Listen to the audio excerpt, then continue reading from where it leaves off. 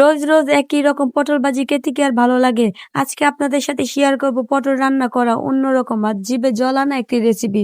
গরম ভাতের সাথে জাস্ট অসাধারণ। প্রথমে পটলগুলো কষে এভাবে হালকা করে আঁচড়ে পরিষ্কার করে নিন।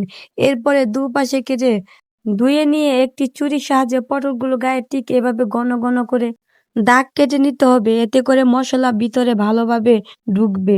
এবার পটলগুলো ভালো করে ধুয়ে পরিমাণ মতো লবণ, হলুদের গুঁড়া, সামান্য মরিচের গুঁড়া আর একটু পেঁয়াজ রসুন বাটা দিয়ে হাত দিয়ে মেখে নিন।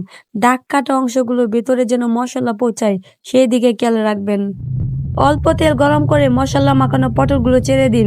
চুলার আঁচ মাঝারি রেখে পটলগুলো উল্টে পাল্টে লালচে আর নরম হওয়া পর্যন্ত সুন্দর করে ভেজে নিতে হবে। পটল ভাজা হয়ে এলে বাকি থাকা মশলার বাটিতে কিছুটা পেঁয়াজ কুচি আর কাঁচা মরিচের ফালি হাত দিয়ে একটু চটকে নিন।